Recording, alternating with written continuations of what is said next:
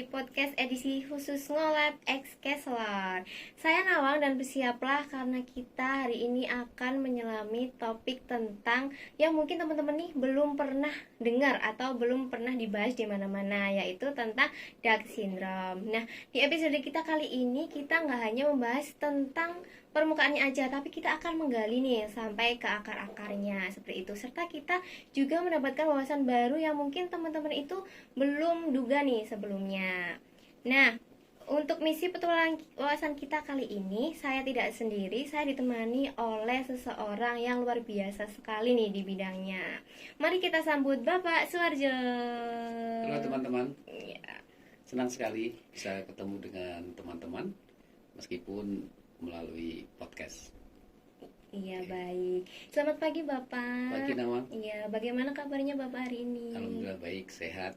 Alhamdulillah, semoga Bapak senantiasa sehat dan bahagia selalu. Amin. Terima kasih, semoga Nawang juga demikian ya. Amin, amin. Oke. Mungkin Bapak sebelum kita masuk ke topik nggih, mungkin teman-teman mau kenal terlebih dahulu. Mohon izin ya Bapak. Oke, silakan. Nah teman-teman, Bapak Suwarjo ini beliau merupakan dosen di Fakultas Ilmu Pendidikan khususnya di Prodi BKUNY.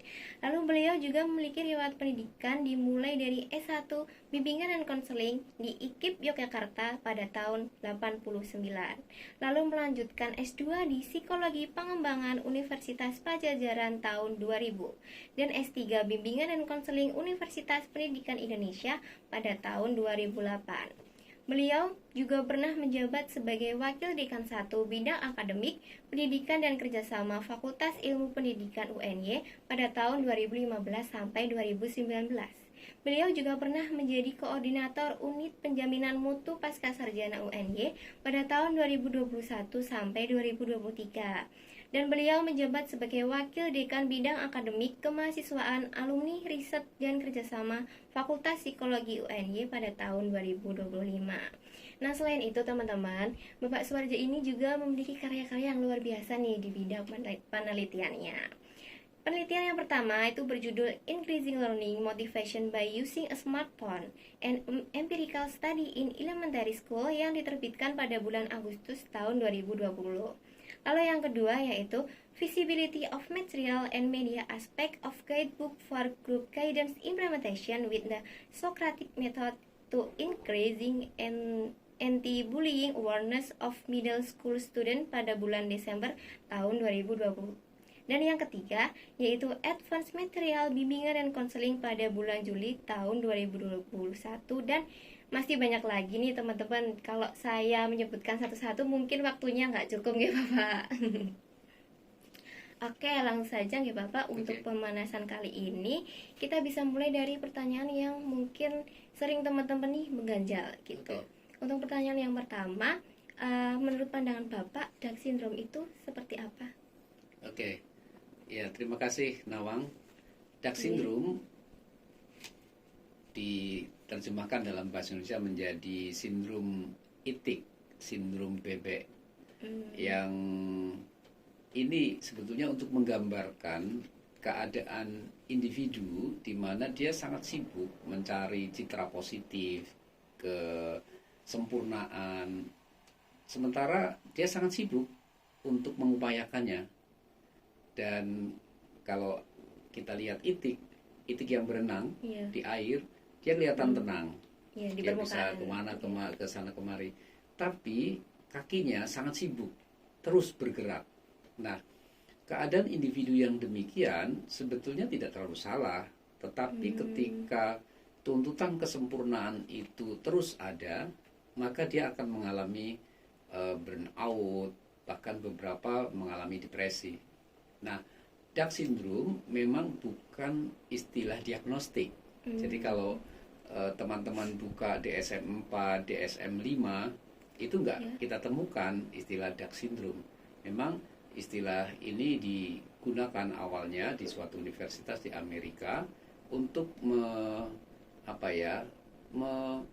menandai mahasiswa-mahasiswa yang seperti tadi, dia mengalami kelelahan, dia mengalami beban, tapi dia sendiri sangat menutup rapat apa yang dialami. Mungkin di antara teman-teman ada juga yang mengalami demikian. karena ingin tampak sempurna dari luar, ingin tidak terjadi apa-apa, meskipun dari hari ke hari dirinya merasa terus letih karena hampir tidak istirahat pikirannya. Oleh karena itu beberapa individu mahasiswa menjadi prokrastinator, menjadi berantakan akademiknya gara-gara seperti itu. Nanti kita akan bicarakan lebih mendalam, saya kira. Oke, baik. Sangat menjawab sekali ya teman-teman. Apa itu Down syndrome sebenarnya? Seperti itu.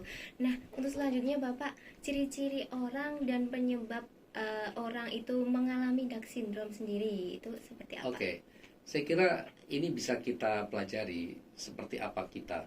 Sekali lagi saya sampaikan bahwa Down syndrome bukan istilah diagnostik ya. Jadi kalau di diagnostik memang tidak ada. Tapi kalau individu ingin sempurna, ingin dilihat hebat, ingin tampak baik-baik saja, nggak ada sesuatu yang dikhawatirkan seolah-olah. Tetapi dia sedang terus bergerak, mencari cara bagaimana dia misalnya menjadi yang terbaik, atau dia tidak mau kalah dengan seseorang. Nah, di kasus-kasus yang kami dampingi di unit layanan bimbingan dan konseling UNY, kami menemukan hal seperti itu. Dan umumnya individu itu sangat sibuk membandingkan dirinya dengan orang lain. Umumnya pembandingan itu sampai kepada titik di mana dia berpikir bahwa kok temanku sangat hebat ya, kok temanku bisa sampai ke situ, di usia yang sama kok aku ketinggalan banget, kok aku, dan sebagian juga ditengarai sebagai quarter life crisis. Ada juga yang menyebut sebagai quarter life crisis, di mana orang mengalami krisis terutama terkait dengan identity dan career identity umumnya. Dia temannya sudah sampai di suatu titik, sudah lebih hebat, sementara dirinya berpikir atau menilai tidak ada apa-apanya. Jadi ini hal yang ini bukan sakit ya, bukan sesuatu yang memang parah. Tetapi kalau tidak diantisipasi, tidak ditangani, ini bisa menimbulkan hal lain yang lebih kompleks. Jadi beberapa yang tidak tertangani sampai kepada depresi, lalu bahkan beberapa diantaranya menjadi hopeless dan ingin mati. Seperti itu. Jadi ini bisa dikatakan gejala gitu ya Pak? Ya, jadi sindrom yang memang kalau saya melihatnya lebih banyak dipicu oleh pikiran. Pikiran dia sendiri? Pikiran-pikiran yang abolishing, pikiran yang serba mengerikan di satu sisi, pikiran-pikiran yang menuntut atau demandingness di sisi lain. Tadi yang saya sebut sebagai pikiran kesempurnaan. Seolah-olah dirinya tidak mengizinkan dirinya itu untuk salah. Tidak mengizinkan dirinya untuk kalah dengan orang lain. Tidak mengizinkan dirinya untuk memiliki keterbatasan.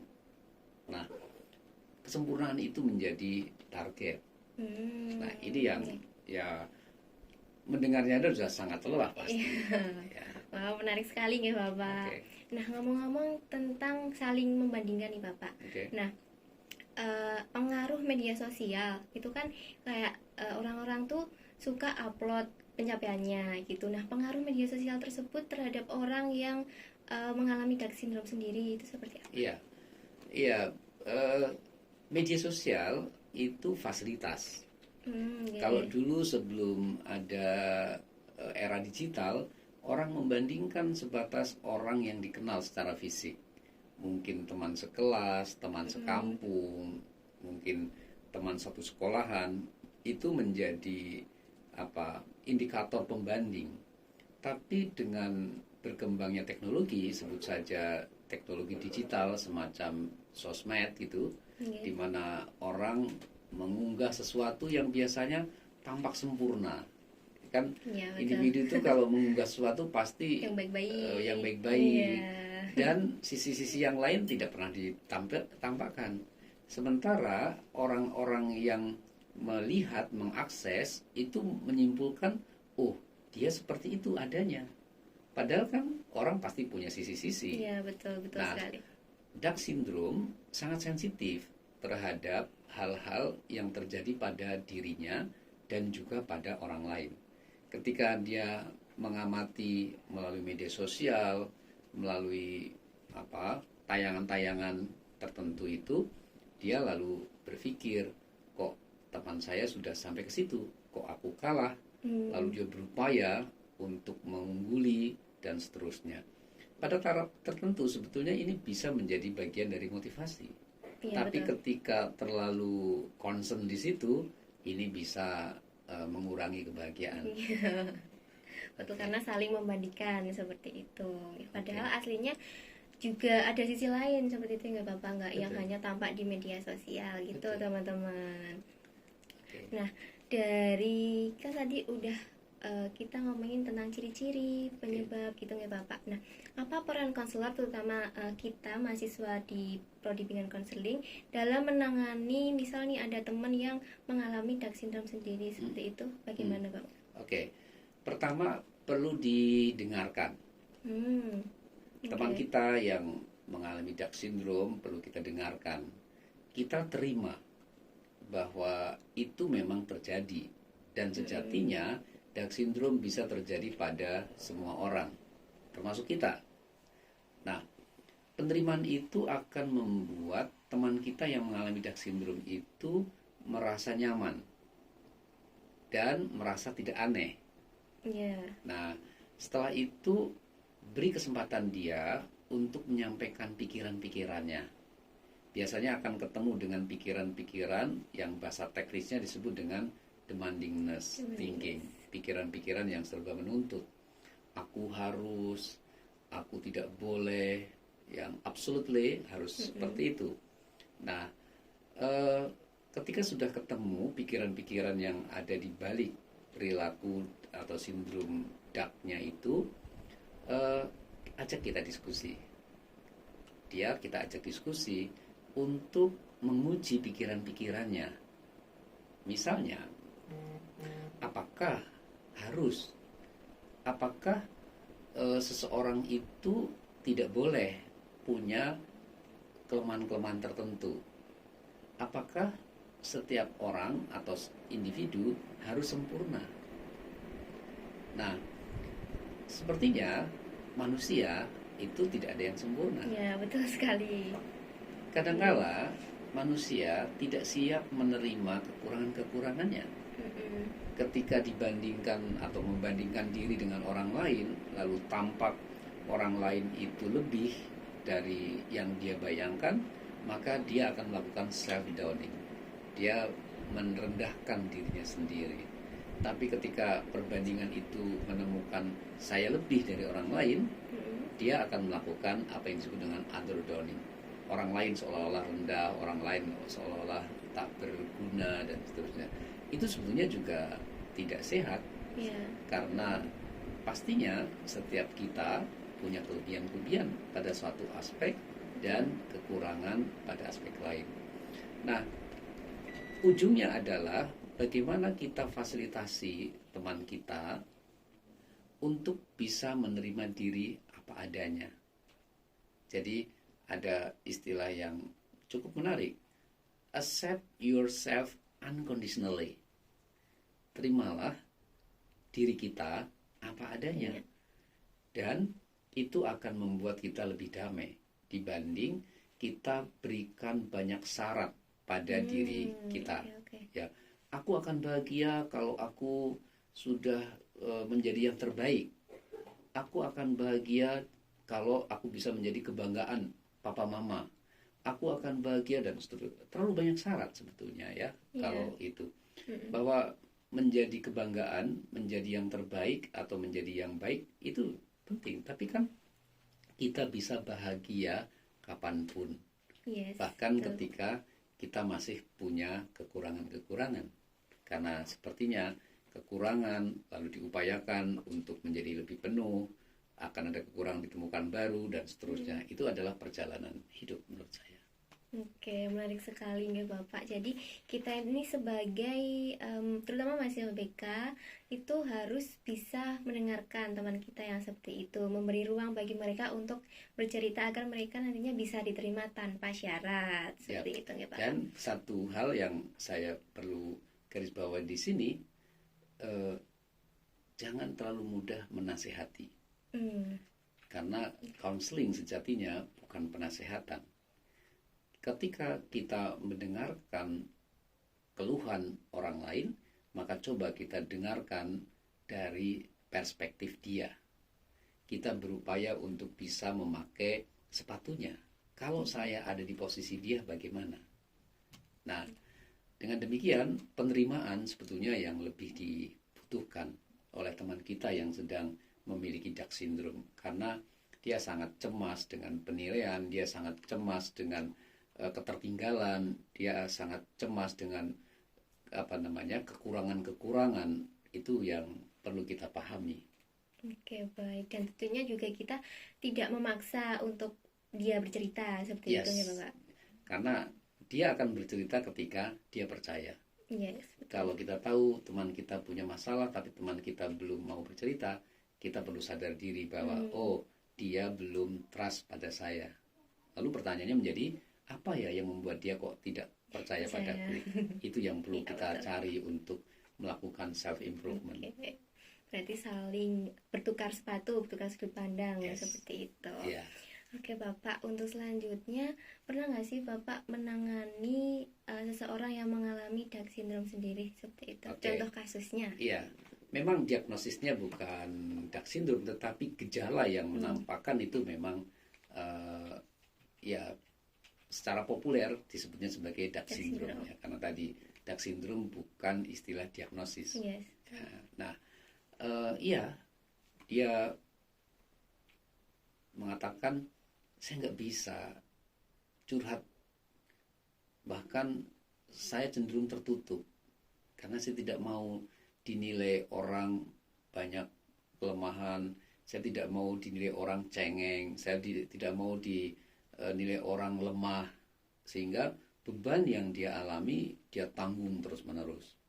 Memang tidak ada kewajiban dan mungkin juga tidak baik ya kalau kita punya masalah lalu kita ember siapapun kita beritahu, itu juga bahkan bisa juga menyebalkan orang lain gitu.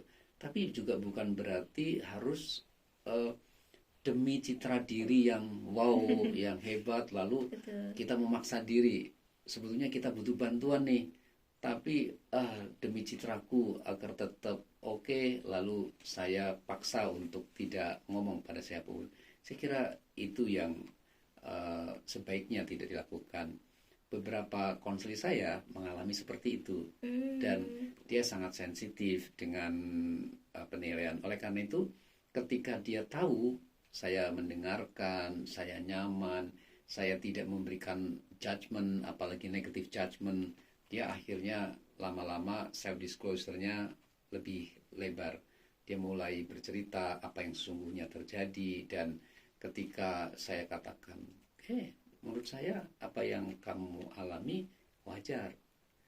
Siapapun akan sedih ketika dicurangin oleh pacar misalnya, tahu-tahu mengatakan setia tapi tiba-tiba ghosting, dan saya kira itu adalah hal yang wajar. Nah, ketika dia diterima bahwa yang dia alami itu hal yang memang wajar dirasakan oleh orang lain, dia menjadi lebih terbuka dan ternyata ngomong begini nggak apa-apa ya, dan ternyata saya mengeluh saya tetap aman ya. Itu menjadi awal sampai akhirnya dieksplor, ketemu apa sih akarnya. Sangat menarik ya Bapak untuk contoh kasusnya. Nah, mungkin terakhir ya Bapak, apa yang ingin pesan Bapak ke teman-teman nih listener mengenai Down syndrome ini sendiri gitu. Teman-teman, setiap kita menginginkan kebahagiaan. Setiap kita tidak ingin menderita pasti. Dan perlu kita ketahui, sebagian penderitaan itu datang dari pikiran-pikiran kita. terutama pikiran-pikiran yang serba menuntut, pikiran-pikiran yang lebay, berpikir yang serba mengerikan dan menuntut kesempurnaan. Oleh karena itu, terimalah diri kita apa adanya, syukuri apa yang ada, dan upayakan apa-apa yang masih bisa kita upayakan dengan tetap optimis. Dengan begitu, sindrom bebek saya kira tidak akan dialami. Dan terimalah bahwa memang kadang kehidupan itu tidak mudah. Kita terima, dan semua orang akan mengalami dalam derajat yang berbeda-beda. Ya, amin. Terima kasih banyak Bapak sudah menyempatkan hadir, terus memberikan energi serta pengetahuan-pengetahuan yang luar biasa serta inspiratif seperti itu. Nah, semoga topik kita hari ini dapat menginspirasi dan memotivasi teman-teman, dan diharapkan nantinya tidak mengalami dark syndrome itu sendiri. Dan untuk para teman-teman yang setia, terima kasih sudah menemani kita sampai akhir. Semoga obrolan kita kali ini bisa menjadi charger atau semangat untuk pikiran dan lain-lain. Nah, untuk selanjutnya jangan lupa untuk share, komen, dan subscribe, karena dukungan teman-teman ini adalah bahan bakar utama kami untuk melanjutkan konten-konten inspiratif ke depannya seperti itu. Nah, sebelum saya tutup, saya mohon izin ada pantun nih Bapak. Oke. Mentari terbit menyapa pagi, burung berkicau, riang bernyanyi. Saya Nawang pamit undur diri. Nantikan kejutan di episode berikutnya lagi. Sampai jumpa di episode podcast kita berikutnya. See you.